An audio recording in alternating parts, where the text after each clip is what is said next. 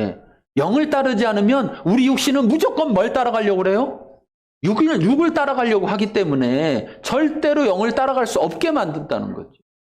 오죽하면 바울이 뭐라고 합니까? 로마서는 거의 바울의 말년인데 그 말년에 그 바울이 고백하는 것이 뭐예요? 내가 하나님의 법을 따르려고 하는데 내 속에 또 다른 법이 있어서 나를 자꾸만 죄의 법 아래로 이끌어 간다는 거예요. 그래서 나는 곤고한 자다. 누가 나를 여기서 건져낼 수 있겠느냐. 자기 스스로도 그런 우리가 볼 때 와, 바울 대단하지 생각하는 그 바울도 그걸 할 수가 없다라고. 그래서 누가 날 건져내야 된다고. 그런데 나를 건져내실 분은 오직 예수 그리스도밖에 없다.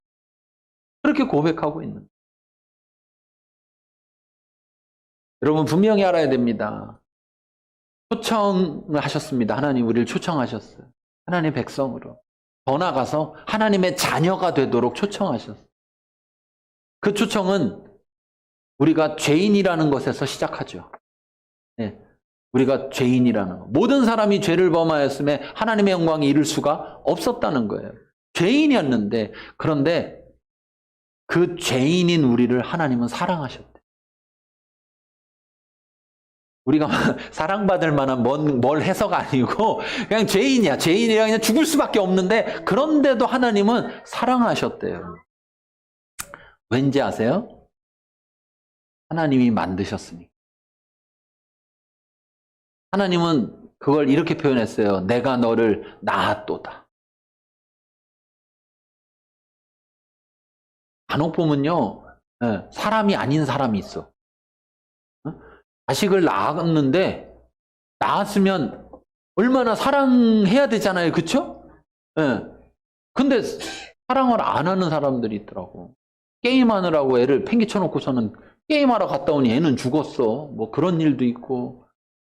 그런데 하나님은 사람과 같지 아니하시니. 하나님이 우리를 낳았어요. 그런데 우리가 하나님의 자녀니까 하나님의 자녀로 자라났어야 되는데 죄를 져서 하나님과 원수가 돼버렸어요. 왜? 하나님은 거룩하시고 죄와 함께 하실 수가 없으니까. 원수가 됐는데 그 원수가 됐는데도 불구하고 하나님은 사랑하셨다. 사랑하지 않으면 어떻게 여러분 육신의 몸을 입고 대신 죽냐고요. 그렇잖아요? 그 사랑이 얼마나 큰지 그냥 사람 하나 만들어가지고 야 네가 대신 죽어라. 하나님은 할 수도 있었겠죠. 그런데 하나님이 직접 인간의 몸을 입고 이 땅에 오셨다고요. 그래서 사람으로서 사람의 죄를 대신하여서 죽으셨다고. 사랑하기 때문에. 그 사랑 때문에 그렇게 죽으셨기 때문에 그 초청을 우리를 구원하시는 하나님의 그 사랑의 초청을 받아들여야 된다. 내가 그 이전에는 나를 위해 산다는 건 한마디로 해서 내가 주인인 거예요. 내가 나의 주인인 거예요. 그런데 속는 거예요. 왜 속는 거냐? 죄가 주인이야. 죄가 주인이라는 건 누가 주인이냐면 죄 뒤에 있는 사단 마귀가 주인인 거예요. 그럼 결국 사단 마귀를 섬기며 사는 거예요. 왜? 마지막에 어딜 가니까 지옥에 가는데 지옥은 왜 만들어졌어요? 사단 마귀를 위해서 만든 곳이에요. 지옥은 원래. 그런데 그 사단 마귀를 위해서 만들어놨는데 사단 마귀가 나 혼자 갈 수가 없다. 우리 흔히 말하는 물귀신 작전을 쓰는 거죠. 내가 하나라도 더 끌고 가겠다. 어떻게 해야지 끌고 갈 수 있을까? 자기를 싹 숨기고 자기를 드러내지 않고 사람이 갖고 있는 약점 그 욕심을 싹 부추겨서 그 욕심으로 계속 육신을 추구하게 만드니까 세상에서는 뭐라고 그래요? 여러분 하루 갈수록 계속 세상이 좋아진다고 말하지만 여러분 정말 세상이 좋아지는 걸까 잘 생각해 봐야 돼요. 세상이 편리해지는 건 맞아요. 그런데 편리한 것은 곧 좋은 거냐? 좋은 것일 수도 있고 안 좋은 것일 수도 있고. 왜 우리가 많은 병이 걸렸냐? 옛날 사람들보다 편리해져서 그래요. 어? 옛날 사람들 안 걸리던 병을 막 걸려요, 요즘은. 더 잘 먹고 더 좋은, 흔히 말하는 좋은 세상이 됐는데. 왜? 편리함 때문에. 그러니까 세상은 우리를 자꾸 속이는 거예요, 계속해서. 그런데 그 뒤에 세상에 누가 있어요? 마귀가 있어요. 근데 마귀는 안 보여요. 세상만 보여. 그러면 사람들은 자꾸 육신을 따르면서 세상을 따르게 되어 있어요. 왜? 자기가 주인 되다 보니까 육신만 자꾸 따르려고 하는 거예요. 그래서 주인을 바꿔야 됩니다. 주인을 바꿔야 돼요. 하나님 나라의 백성이 됐다는 건 주인을 바꿨다는 얘기. 근데 웃긴 건 주인을 바꿨다는데 사는 걸 보면 안 바꿨어. 그럼 바꾼 거예요? 안 바꾼 거예요? 안 바꾼 거죠. 그걸 뭐로 알 수 있느냐? 바꿨다고. 그래서 난 하나님의 백성이에요. 그래 놓고 여전히 자기를 위해서 살고 있어. 그러면 안 바꾼 거예요. 네. 예수 그리스도를 위해서 사는. 즉 다시 말하면 하나님의 나라를 위해서 사는 존재가 될 때, 그렇게 살아갈 때 그가 주인이 바뀌었구나. 세상 사람도요, 예수 믿는다라고 하면 주인이 바뀐다는 걸 알아요. 세상 사람도. 세상 사람이 왜 교회 다니는 사람들 욕하느냐? 보니까 안 바뀌었거든. 그 거짓이잖아요, 거짓. 아이고, 교회 다니는 사람이 말만 잘해, 말만. 말로는 막 주인이 바뀌었다고, 뭐 예수님밖에 없어요. 주 같은 분은 없네. 뭐 이렇게 해놓고서 자기가. 근데 바뀌면, 그 삶이 바뀌면 놀라운 사실은 내가 주인일 땐, 나를 위해 살 땐 나 혼자 사는 건데, 내가 주인이 바뀌어서, 그래서 내가 주인을 따라서, 주인의 말을 따라서 할 때는 주인과 함께 사는 거예요. 그러니까 그 사람의 삶 속에 하나님의 역사가 나타나는 거예요. 하나님의 생명이 부어지는 거예요.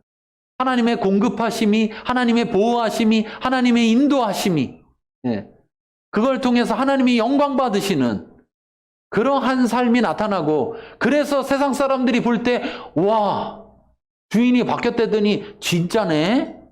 저기는 주인이 좋네? 저기는 좋은 주인이네? 이런 소리가 나와야 되는 거예요. 그럴 때 하나님의 나라가 이 땅 가운데 보여지는 거고, 그 하나님의 나라가 전해지는 거예요. 물론 갈등이 있습니다. 우리 안에 갈등이 있어요. 그 갈등 속에서 그 갈등을 피하려고 하면 절대 초청을 받아들일 수가 없습니다. 이건 내 인생 전부를 걸고 하는 선택이에요. 그 초청을 받아들인다면 이제는 나는 주인으로 살지 않겠다라는 그런 삶을 산다라는 것을 선택하는 거고, 그래도 나는 천국도 가고 주인도 하고 싶은데, 그러면 못 받아들이는 거예요. 그래서 아쉬우니까 교회는 나와요. 그래도 어떻게 옆에 있다가 같이 갈 수 있지 않을까 이렇게 생각해가지고, 그런데 그렇지 못한다. 복음서에 보면 예수님이 하나님 나라에 들어가는 걸 말할 때 같이 모여 있는데 어떤 사람은 가고 어떤 사람은 남는다 했어요. 그게 여러분 누구한테 말했느냐? 유대인들에게, 하나님의 백성이라고 하는 유대인들에게 말했다는 게 중요한 사실이에요. 세상 사람에게 말하는 게 아니라. 그렇다면 지금 교회, 하나님의 백성이라고, 하나님의 자녀들이라고, 그래서 교회에 모여있는 사람들에게 동일하게 전해지는 메시지. 그냥 이곳에만 있으면 자동으로 다 이렇게 들림 받느냐. 예수님이 다시 오는 그때, 내가 내 삶의 종말을 맞이했을 때 그냥 나는 여기 있었기 때문에 하나님의 품으로 가게 되느냐. 그렇지 않다는 거예요. 내 삶의 모습 속에서 이미 보여지는 거예요. 구원받았는지 아닌지. 그가 하나님 나라의 백성으로 나를 위해 십자가에 달려 죽으신 그 주를 위해서 사는 삶을 산다면, 다시 말해서 하나님 나라의 백성으로 하나님 나라를 나타내는 삶을 산다면, 하나님 나라의 가치가 그의 삶을 통해서 드러나진다면 그는 구원받은 거예요. 고민할 필요 없어요. 자기 안에 뭐 그런 마음이 뜨뜻하게 들든지 안 들든지 상관없는 거예요. 네. 그런데 그 초청을 받아들이지 않았다면 아무리 흉내 내려고 해도 할 수가 없는 겁니다. 껍데기는 흉내 낼 수 있지만 그 껍데기 안에 본질이 들어있지 않은 거예요.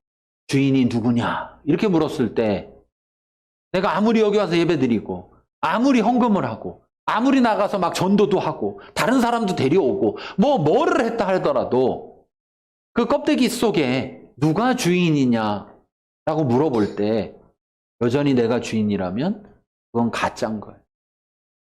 하나님 앞에서 소용이 없는 거예요. 그러면 똑같은 게 되는 거예요. 뭐가 똑같냐? 평생 나를 위해서 살았는데 살고 나서 보니까 내가 멸망하는 것처럼 평생 교회를 다니면서 뭔가를 열심히 흉내내고 따라 했는데 나중에 가서는 결과는 똑같은 결과가 나온다면, 그러니까 내 인생, 아니 내 영혼을 걸고 선택해야 되는 선택. 하나님 나라의 백성이 된다. 하나님의 자녀가 된다는. 물론 내가 그런 결정을 하고 내 마음속에 정말 다짐을 해서 그 초청을 받아들였어요. 그래서 이제 내가 주인 안 할 겁니다. 예수님이 나의 주인 하세요. 나는 나를 구원할 수 없으니 예수님만이 나의 구원자가 돼주세요 하고 받아들였다 그래서 그 다음 날부터 내가 100% 그렇게 산다는 보장이 있다는 얘기를 하는 게 아니에요. 그걸 살아내는 사람만 그렇게 가는 거고 못 살아내면 안 된다는 말을 하는 게 아니에요. 그 초청을 받아들임이 없으면 새로운 존재가 될 수가 없다는 얘기를 하는 거예요. 그 새로운 존재가 되고 나서 이제 태어난 거예요, 새롭게. 여러분, 지금은 시원이가 막 돌아다니고 막 말귀도 알아듣고 그렇지만 제 처음에 태어났을 때 어땠습니까? 걔가 뭐를 알고 뭐를 하겠어요, 그렇죠? 아무것도 할 줄 모르죠. 아직까지도 뭐 도움은 별로 안 돼. 막 여기저기 일만 들고 막 그러잖아요.